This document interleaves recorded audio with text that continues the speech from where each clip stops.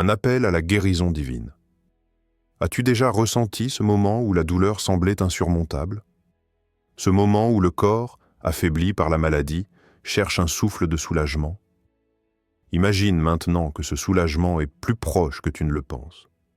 Le 25e jour du Ramadan est une occasion unique, un portail spirituel où les portes de la miséricorde divine sont grandes ouvertes.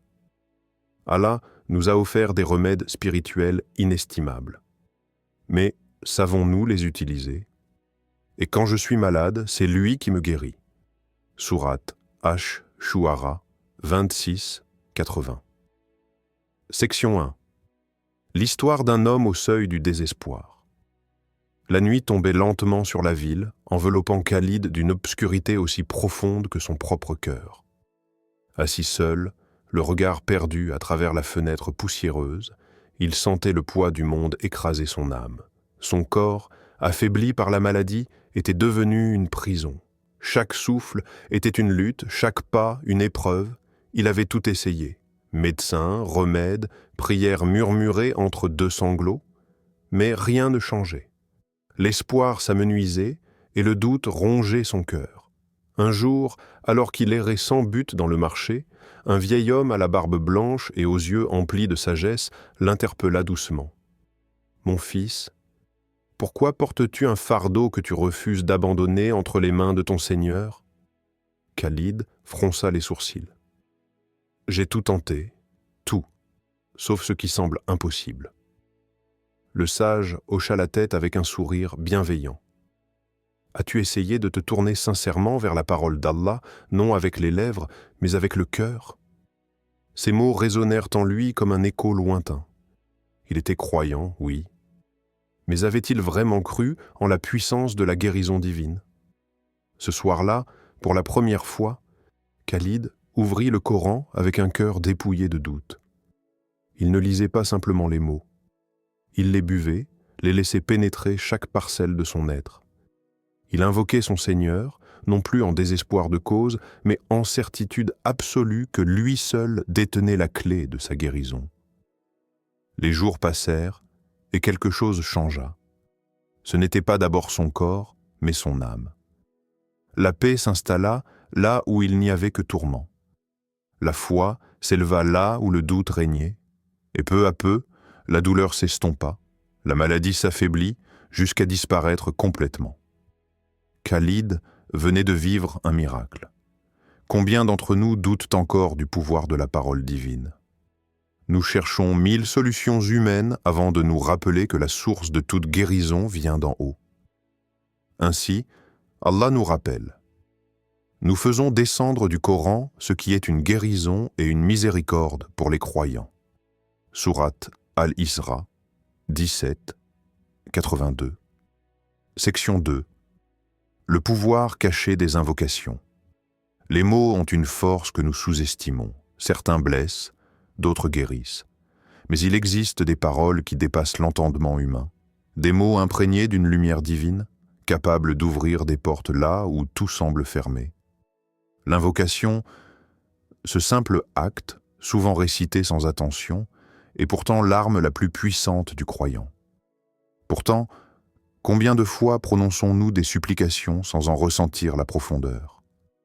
Combien de fois murmurons-nous des mots sans réaliser qu'ils peuvent transformer le destin?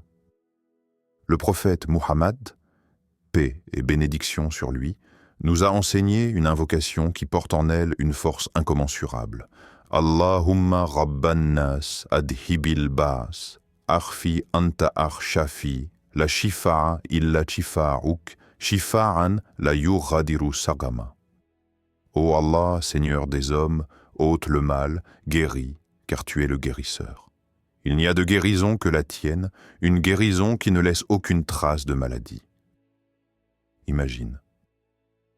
Imagine que chaque mot que tu prononces soit une lumière qui traverse ton être. Un éclat qui dissipe l'obscurité de la souffrance, qui pénètre jusqu'au plus profond de tes cellules. Ressens-tu cette énergie? Les invocations ne sont pas de simples phrases récitées machinalement. Elles sont des clés qui ouvrent des portes invisibles.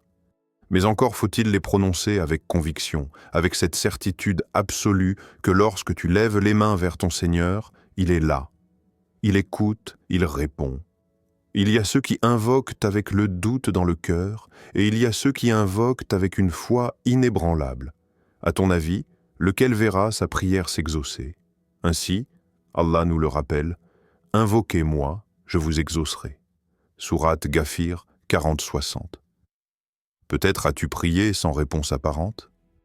Peut-être que le silence t'a fait croire qu'Allah ne t'entendait pas. Mais chaque invocation sincère est une graine semée.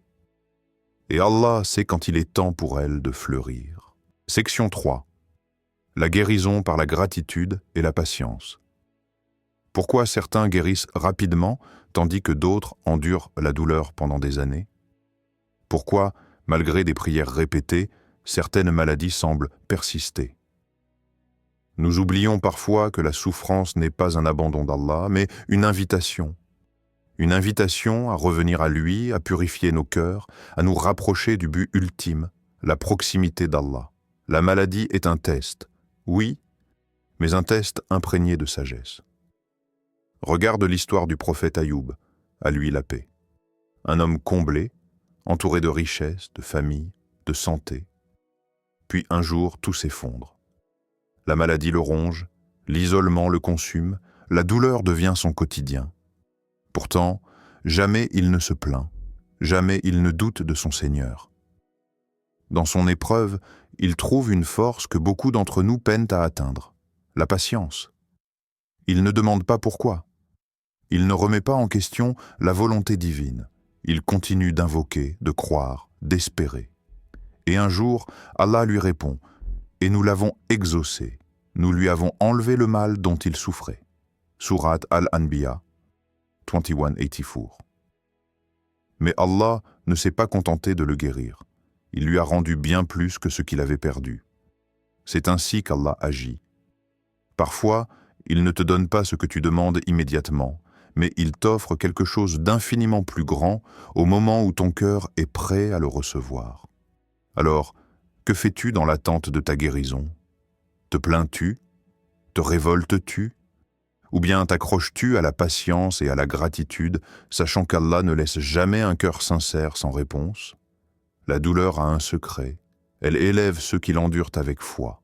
Elle purifie, efface les péchés et rapproche du miséricordieux. Et si ton épreuve était en réalité un bienfait déguisé? Patiente, remercie. Et attends de voir comment ton Seigneur transformera ta souffrance en lumière. Section 4. Une nuit de transformation. La nuit enveloppe la terre, silencieuse, mystérieuse. Il ne reste plus que toi et ton Seigneur, un instant suspendu dans le temps. Une nuit où tout peut basculer. Le 25e jour du Ramadan. Peut-être est-ce cette nuit-là. Peut-être est-ce celle où ton destin changera à jamais. Imagine-toi, seul dans l'obscurité, le cœur lourd, les mains tremblantes levées vers le ciel, les larmes glissent sur ton visage, témoin de la tempête qui fait rage en toi. Que lui diras-tu? T'accrocheras-tu à tes souffrances, répétant encore et encore ton désespoir? Ou bien oseras-tu abandonner ton fardeau entre ses mains avec cette certitude absolue qu'il écoute, qu'il voit, qu'il sait?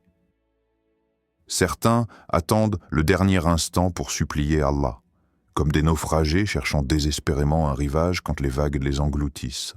Mais d'autres préparent leur cœur bien avant que la tempête ne se lève. Ceux-là, Allah les entend avant même qu'ils ne parlent. Ne sois pas de ceux qui viennent à lui en pensant que tout est perdu. Sois de ceux qui, dans l'épreuve, croient à la délivrance. Car Allah nous le rappelle avec une douceur infinie. Ne soyez pas de ceux qui désespèrent de la miséricorde d'Allah. Sourate Az-Zumar 39-53.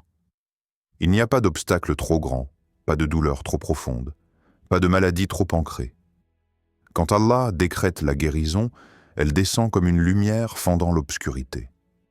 Alors, cette nuit, ouvre-lui ton cœur, non pas avec le doute, mais avec une foi inébranlable.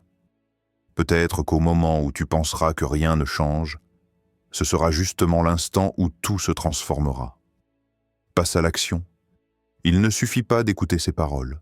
Il faut les appliquer. Voici ce que tu peux faire ce soir. Récite les invocations de guérison avec conviction.